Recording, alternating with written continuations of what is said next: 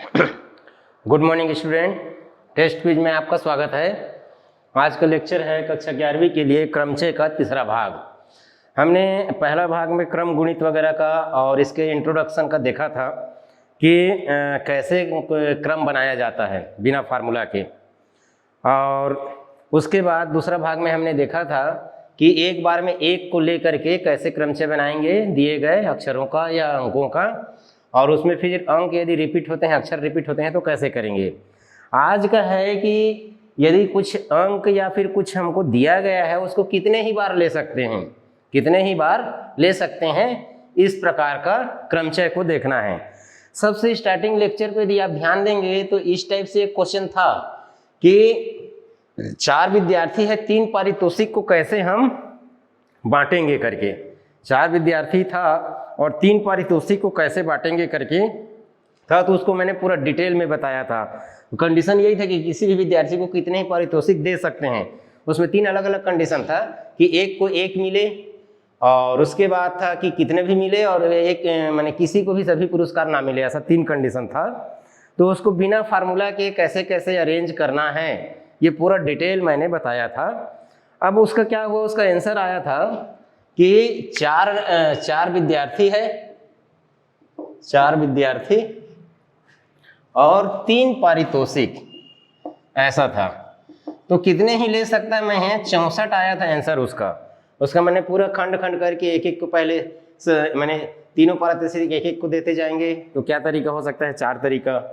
फिर सभी पारितोषिक एक एक को देते जाएंगे तो कितना 64 आया था। ऐसा कर बांट करके फिर एक को यानी एक विद्यार्थी को 2 पारितोषिक और एक को एक मिलेगा तो कैसे हो सकता है, ऐसा करके अलग अलग करके हमने निकाला था। तो वैसे ही यहाँ पर क्या होगा कि ये जो 64 आया है इसको ऐसा कहा जा सकता है कि पहला पारितोषिक 4 प्रकार से बांटा जा सकता है, दूसरा पारितोषिक 4 प्रकार से बांटा जा सकता है, और तीसरा पारितोषिक 4 प्रकार से बांटा जा सकता है। यानी 4 विद्यार्थी हैं तो इस प्रकार 4 गुणित 4 गुणित 4 64 उसका आंसर आएगा। तो जो कितने ही बार ले सकते हैं उसमें इसी तरह से हल किया जाता है। जैसे पहले का हल है, एक व्यक्ति ने 6 पत्र लिखे, यदि उस नगर में 3 डाकखाने हो तो बताइए वह कितने तरह से पत्रों को डाकखाने में डाल सकता है। कोई प्रतिबंध नहीं है कि किसको किस में डालना है, तो कितने तरह से बांट सकता है। पहले वो पत्र पकड़ेगा, पहला पत्र को जाएगा, कितने प्रकार से डाल सकता है वो। तो 3 डाकखाना है तो एक ही पत्र है, या तो इसमें डालेगा या इसमें डालेगा या इसमें डालेगा। कितने प्रकार से डाल सकता है, 3 डाकखाने हैं तो 3 प्रकार से। इसी प्रकार दूसरा पत्र को भी 3 प्रकार से, तीसरा को भी 3 प्रकार से, ऐसे करके 6वां पत्र होगा वो भी 3 प्रकार से डाल सकेंगे। तो डालने के कुल तरीके हो जाएगा 3 गुणित 3 गुणित 3 गुणित 3, 6 है तो 6 बार, तो 9 3 बार तो 729 आएगा। 3 बार 9 को गुणा करेंगे तो 729 आएगा। ठीक इसी तरह है, 4 विद्यार्थी हैं और विद्यार्थियों दोनों के पारितोषिक को पकड़ेंगे तो पहला पारितोषिक है 4 विद्यार्थियों में 4 प्रकार से बांटा जा सकता है। दूसरा पारितोषिक भी 4 प्रकार से बांटा जा सकता है। तीसरा पारितोषिक भी 4 प्रकार से बांटा, चौथा भी 4 प्रकार से और 5वां भी 4 प्रकार से। तो 4 की घात 5 या 2 की घात 10 आ जाएगा। इसका हल कितना होगा, 2 की घात 3 16, 4 करने पर 32, 5 करने पर 64, 6 करने पर 128, 7 करने पर 256, 8 करने पर 512। कहीं पर मिस्टेक किया क्या, अच्छा हाँ 16 में 3 हो जाता है, सॉरी 16 यानी 2 की घात 4, 32 में 5, 64 में 6, 128 में 7, 256 में 8, 512 में 9 और 1024 में 10 घात, 1024 इसका आंसर आएगा। और तीसरा है, किसी कमरे में 5 अलमारी हैं, इनमें 3 पुस्तकें कैसे डाला जा सकता है। तो पहला पुस्तक को 5 तरीके से, दूसरा पुस्तक को 5 तरीके, तीसरा को 125 तरीके। ऐसे करके आया। 6 मित्रों को बुलाने के लिए 3 नौकरों को कितने प्रकार से यूज किया जा सकता है। तो पहला नौकर को बुलाएंगे और 6 में से किसी एक के पास भेजेंगे, मैंने उसको पहला नौकर को हम बुलाएंगे और क्या करेंगे,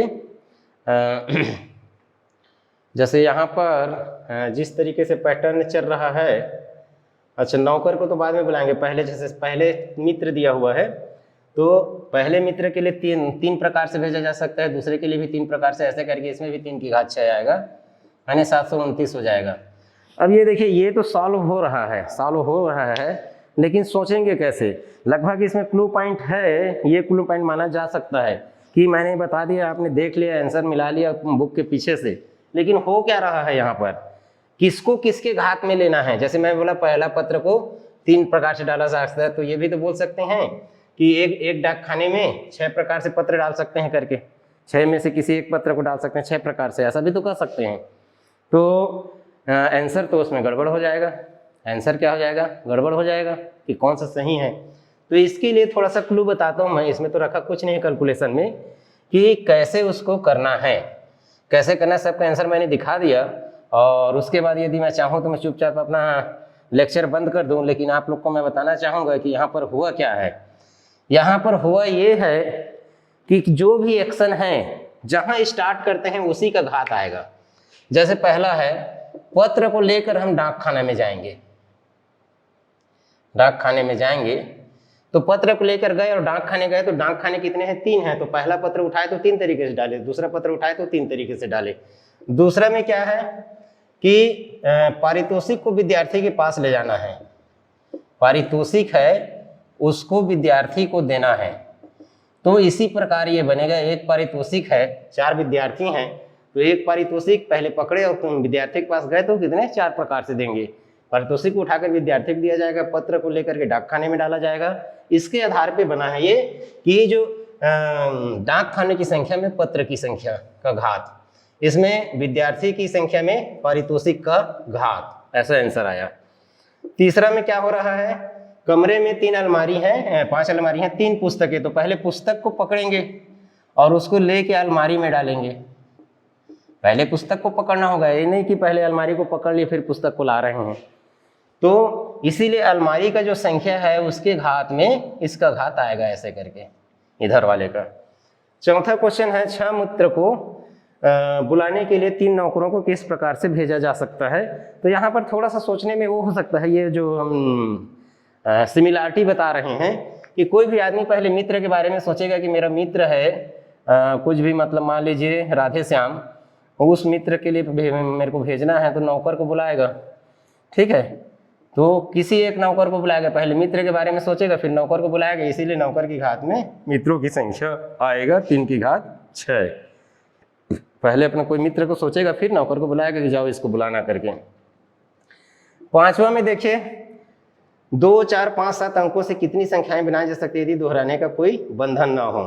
तो यदि हम 4 अंक का बनाएं, 4 अंक का बोलना चाहिए था, वैसे इसमें 4 अंक का बोलना चाहिए था। तो 4 अंक बनाएंगे तो 4 स्थान है अपने पास, ये तो पहला स्थान इकाई के स्थान को भी इन चारों में से किसी से भर सकते। कितने ही बार रिपीट हो रहा है तो मतलब ये जगह के हिसाब से इसको भी 4 प्रकार से, इसको भी 4 प्रकार से, इसको भी 4 प्रकार से, इसको भी 4 प्रकार से भरा जा सकता है। तो कुल संख्या जो हो जाएगा, कुल संख्या 4 गुणित 4 गुणित 4 गुणित 4, 16 16 256 तरीके से। तो ये जो पहला, दूसरा, तीसरा, चौथा का जो आंसर था, आंसर लाना तो बहुत आसान था, लेकिन उसको लाएंगे कैसे ये हमने बताया है, इसको ध्यान दीजिएगा। तो ये होता है कि कोई भी वस्तु कितनी ही बार लें, ऐसा टाइप का क्वेश्चन। अब आते हैं हम वृत्ति क्रमचय। वृत्ति क्रमचय का मतलब है कि किसी वृत्त की परिधि पर क्रम बनाना, किसी वस्तु का क्रम बनाना। तो जैसे मैं 3 ABC लेता हूँ, ABC, ACB, BCA, BAC and CAB and CBA, ऐसे 3 अक्षरों को मैं यदि किसी हॉरिजॉन्टल लाइन में जमाऊं, कतार में जमाऊं, पंक्ति में जमाऊं, तो वो हो जाएगा 6 प्रकार से। इसको यदि मैं वृत्त पर जमाता हूं, यहाँ A लिख दिया, यहाँ B लिख दिया और यहाँ C लिख दिया। अब एक दूसरा लेता हूं मैं, A लिख दिया, C लिख दिया, B लिख दिया। अब देखिए, हम हमेशा एंटी क्लॉकवाइज घूमेंगे, एंटी क्लॉकवाइज घूमेंगे। ये जो एक लाइन में 6 प्रकार से जमे हैं, वृत्त में कितने प्रकार से जम सकते हैं, इसको इसमें देखना है। ABC यहाँ पर है, ABC ये इसमें जमा हुआ है, ये जो है इसमें है ACB इसमें है, ये जो है इसमें है ये वाली।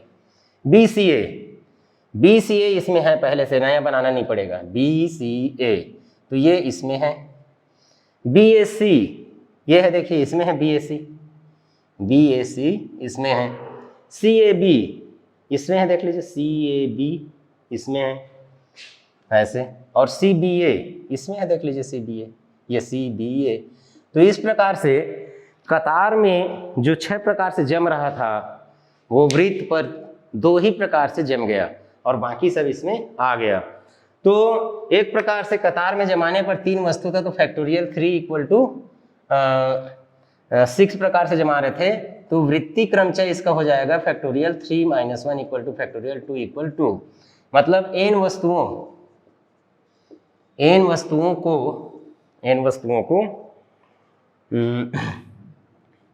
वस्तुओं का लिख दो वृत्तीय क्रमचय का फार्मूला फैक्टोरियल n-1 होगा। n वस्तुओं का वृत्तीय क्रमचय का फार्मूला फैक्टोरियल n-1। यहाँ से हमें ट्रायल के द्वारा इसको प्रूव कर दिए हैं 3 वस्तु को लेकर के। अब देखिए, यदि ये तो हम क्या किए, अभी एंटी क्लॉकवाइज ऐसे चल रहे थे, एंटी क्लॉकवाइज यानी हर बार एंटी क्लॉकवाइज हमने चला है ना, डायरेक्शन मतलब क्या है, चेंज नहीं किए। अब जैसे ये होता है माला या हार, माला क्या होता है, जनरली बना लिया जाता है, उसके बाद उसको कैसे भी करके यदि उसमें लॉकेट ना हो, मंगलसूत्र ना हो, सिंपल माला है, तो किसी भी तरीके से उसको पहना जा सकता है, इधर से भी ऐसे घुमा के भी डाल सकते हैं या फिर देख सकते हैं। तो उसमें क्या होता है, वामावर्त दिशा और दक्षिणावर्त दिशा में भेद नहीं किया जाता। माला में वामावर्त दिशा और दक्षिणावर्त दिशा में भेद नहीं किया जाता, किसी भी दिशा से उसको गिन लिया जाता है। माला को जनरली किसी भी डायरेक्शन से गिन लेते हैं। तो उस कंडीशन में देखिए, ये 3 वस्तु को यदि मैं सेम है, यदि तीनों सेम है और माला बनाऊं, तीनों माने 3 अलग अलग कलर का फूल है और माला बनाते हैं, माला बनाएंगे तो उल्टे क्रम से भी गिन सकते हैं। ये अंतर है ना, सामान्य वृत्तीय क्रमचय और माला में ये अंतर है कि माला को हम उल्टे क्रम से भी गिन सकते हैं। तो ABC देखूं तो ये ABC आ गया, और CAB तो इधर CAB आ गया, उसके बाद BCA तो ये BCA आ गया, BCA, CAB,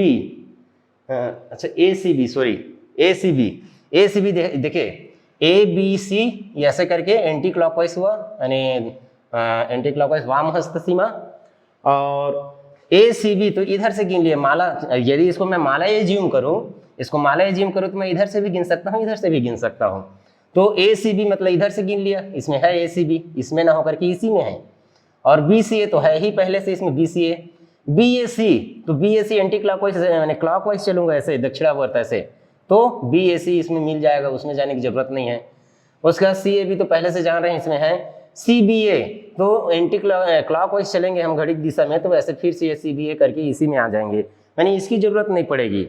यदि हम 3 विभिन्न प्रकार की कोई चीज है और उसको माला के रूप में बनाना चाहें तो उसका एक ही तरीका है, क्योंकि माला को हम इधर से भी गिन लेंगे और इधर से भी गिन लेंगे, इसलिए उसका एक ही तरीका है। तो n फूलों से, n विभिन्न फूलों, अरे एक जैसे फूल होगा तब तो एक ही हो जाएगा, चाहे कितना भी हो।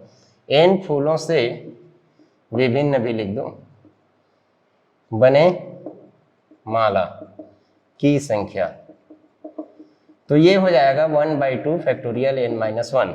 मतलब देखिए 3 को लेकर के बनाया तो वृत्तीय क्रमचय बना फैक्टोरियल 2 के बराबर, और उसका आधा हो गया, क्या यदि उसको हम माला बना देंगे तो हाफ फैक्टोरियल n-1। तो इस प्रकार आप इसको आप समझ गए होंगे, वृत्तीय क्रमचय है तो फैक्टोरियल n-1 हो जाएगा। यदि माला समझ लें तो एक ही वृत्त में इधर से और इधर से घूम घूम के सभी क्रमचय को हम प्राप्त कर सकते हैं, इसमें सभी क्रमचय को इसमें प्राप्त कर सकते हैं। तो ये हमारे पास 2 फार्मूला हो गया वृत्तीय क्रमचय के लिए। वृत्तीय क्रमचय के लिए 2 फार्मूला हो गया, एक माला का और एक क्रमचय का। इसका क्वेश्चन देखते हैं। पहला क्वेश्चन है 10 व्यक्ति एक गोल मेज के चारों ओर कितने प्रकार से बैठ सकते हैं। तो 10 व्यक्ति है तो फैक्टोरियल n-1, फैक्टोरियल 10-1 हो जाएगा, अभी समझा चुके हैं। वृत्त में आता है तो फैक्टोरियल n- तो फैक्टोरियल 9 की वैल्यू कितना होगा, 9 इंटू 8 इंटू फैक्टोरियल 75040 है, इसमें 8 का मल्टीप्लाई होगा तो 03240, फिर 9 का मल्टीप्लाई होगा तो 087 236, इतना इसका बनाया जा सकता है।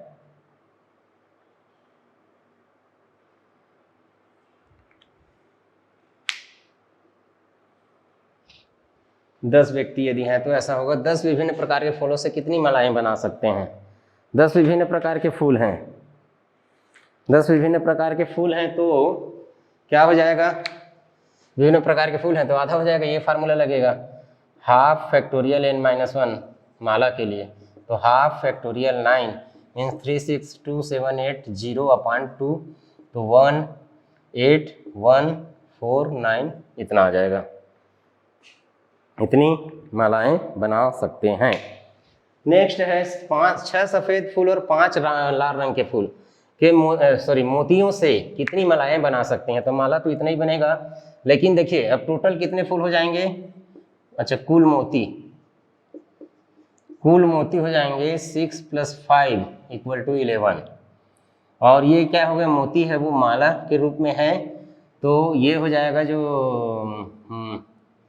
मालाओं की संख्या लिख दो, मालाओं की संख्या बराबर सबसे पहले तो हाफ आएगा और फैक्टोरियल n माइनस 1 आएगा। लेकिन क्या सभी n अलग अलग है, सभी n अलग अलग नहीं है, क्योंकि 6 एक जैसे है और 5 एक जैसे है। तो जैसे इसमें करते थे पिछला लेक्चर में हमने बताया, 6 एक जैसे तो फैक्टोरियल 6 का डिवाइड होगा और 5 एक जैसे तो फैक्टोरियल 5 का डिवाइड होगा। तो ये आगे हो जाएगा 1/2 फैक्टोरियल 11 - 1 है 10, तो 10 में से 10 × 9 × 8 × 7 अलग कर देते हैं तो फैक्टोरियल 6 हो जाएगा। नीचे में फैक्टोरियल 6 × फैक्टोरियल 5 का प्रसार कर देते हैं, 5 × 4 × 3 × 2 × 1, तो ये इससे कट गया। अब ये 5 × 2 = 10 होता है तो ये 10 कट गया, और 4 से ये 2 टाइम्स कट गया, और 3 से ये 3 टाइम्स कट गया, उसके बाद ये 2 से ये 2 कट गया, तो 21 आ जाएगा इसका आंसर। इसका आंसर 21 आ जाएगा। तो इस प्रकार ये इसका तीसरे का सॉल्यूशन है। चौथा देखना है, 5 पुरुष व 5 महिलाएं एक गोल मेज के चारों ओर कितने प्रकार से बैठाए जा सकते हैं। सिर्फ इतना ही नहीं है, क्वेश्चन कुछ और है इसमें, देखते हैं क्वेश्चन कुछ और होना चाहिए। जबकि कोई भी महिलाएं एक साथ ना हो, यहाँ पर एक कंडीशन है ना ये क्वेश्चन में, कोई भी महिलाएं एक साथ ना हो, कोई भी महिलाएं एक साथ ना हो ऐसा बोला गया है। तो महिलाओं को पुरुष के बीच बीच में डालना है, तो सबसे पहले किनको भाई, ये ऐसा तो नहीं है गोल में से तो फैक्टोरियल 5 - 1 × फैक्टोरियल 5 - 1 कि पुरुष को 5 फैक्टोरियल 5 - 1 के तरीके से बैठा सकते हैं और महिलाओं को फैक्टोरियल 5 - 1 के तरीके से बैठा सकते हैं। ऐसे यदि डायरेक्ट सोचेंगे तो ये गलत है, क्योंकि एक साथ ना हो बोला गया है, एक साथ ना हो बोला गया। वैसे टोटल 10 हो जाएंगे, 10 - 1 भी लिख सकते हैं फैक्टोरियल, लेकिन क्या करेंगे, ये पहला आदमी ये दूसरा आदमी, महिलाओं को भी किनारे रखते हैं क्योंकि उनके ऊपर प्रतिबंध है, जिनके ऊपर प्रतिबंध है उनको बाद में बैठाएंगे। पुरुष तो कैसे भी बैठ सकते हैं, M1 M2 M3 M4 M5, 5 पुरुष 5 मेल को गोल मेज के चारों ओर फैक्टोरियल 5 - 1 = फैक्टोरियल 4 तरीके से, माने क्या है, पुरुष को फैक्टोरियल 5 - 1 तरीके से बैठा सकते हैं, ऐसे बैठा सकते हैं इनको। अब जब इनके लिए कोई प्रतिबंध नहीं था, इसको हम गोल मेज में बैठा दिए फैक्टोरियल 5 - 1 के तरीके से। लेकिन महिलाओं में 2 महिलाएं एक साथ नहीं होनी चाहिए, भले ही पुरुष एक साथ हो जाए। वैसे 5 दे दिया तो इनके बीच बीच में ही डालना पड़ेगा, ऐसे यहाँ पर यहाँ पर यहाँ पर यहाँ पर और यहाँ पर। तो क्या ये जो महिलाओं का जो क्रम है, क्या वृत्ति क्रमचय बना है? ये वृत्ति क्रमचय नहीं बना है, वृत्ति क्रमचय ये नहीं बना है। क्यों वृत्ति क्रमचय इसलिए नहीं बना है कि इनका प्रतिबंध लग गया है कि इनके बीच बीच में ही बैठेंगे, तो एक प्रकार से लीनियर टाइप का ही है ये। पहले पुरुष को बैठा दिए, फिर जिनके बीच बीच में जो जगह बचा सिर्फ वहीं पर बैठाना है तो 5 महिलाओं को 5 जगह में हम फैक्टोरियल 5 तरीके से बैठा सकते हैं। तो ये हो जाएगा महिलाओं का जो बैठने का तरीका होगा ये फैक्टोरियल 5 ही होगा, और जो कुल तरीका होगा, प्रतिबंध लगने के कारण ऐसा होगा, कुल तरीका हो जाएगा फैक्टोरियल 5 इंटू फैक्टोरियल 4, तो 120 इंटू 24, तो ये हो जाएगा 0, 12 4 48, ये इतना तरीका हो जाएगा 2880 करके इसका तरीके हो जाएंगे। नेक्स्ट हम देखते हैं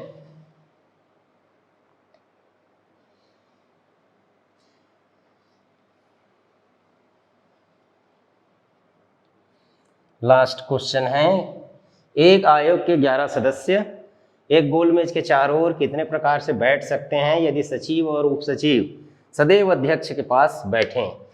तो देखिए ऐसा गोल मेज है तो जनरली यदि कमरे का आकार को ध्यान न दिया जाए तो जहाँ पर अध्यक्ष बैठ जाए वहीं से शुरू होगा। जैसे कि कई फिल्मों में हीरो लोग बोलते हैं जहाँ हम खड़े होंगे वहाँ से लाइन स्टार्ट होता है, ऐसा करके लाइन नहीं लगाते। तो यहाँ पर क्या है, जहाँ ये अध्यक्ष बैठ गए तो सब ऐसा करके ये मेन माना जाएगा। तो यहाँ पर जो प्रेसिडेंट है या अध्यक्ष है उसको प्रेसिडेंट पी से हम दर्शा देते हैं, और बाकी 2 सेक्रेटरी हैं। तो ये जो सेक्रेटरी हैं S1 और S2, एक सेक्रेटरी और एक सचिव और उप सचिव वाइस सेक्रेटरी, ये दोनों क्या है हमेशा इसके साथ में बैठेंगे अध्यक्ष या चेयरमैन कहें या प्रेसिडेंट कहें इसके साथ, ठीक है, अध्यक्ष के साथ बैठेंगे।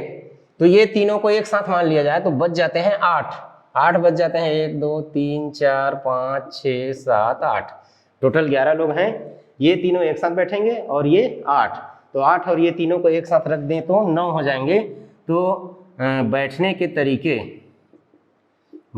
तरीके हो जाएंगे फैक्टोरियल 9 - 1, 8 और ये 9 - 1 इक्वल टू फैक्टोरियल 8। परंतु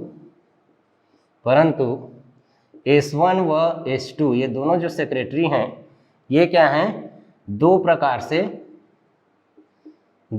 से स्थान बदल सकते हैं, तो इसमें 2 का गुणा और हो जाएगा, तो कितना हो जाएगा, फैक्टोरियल 8 में 2 का मल्टीप्लाई, अतः कुल बैठने के तरीके फैक्टोरियल 8 इंटू 2 कितना आया था, फैक्टोरियल 8 फैक्टोरियल 75040, तो 8 इसमें 8 का मल्टीप्लाई करेंगे 0 3240 इंटू 2, तो ये हो जाएगा 80640। ये इनके टोटल तरीके होंगे बैठने के, तरीके होंगे। तो इस प्रकार हमारा क्रमचय का लेक्चर स्कूल लेवल के लिए समाप्त होता है। नेक्स्ट लेक्चर में हम संचय का पढ़ाई करेंगे। धन्यवाद।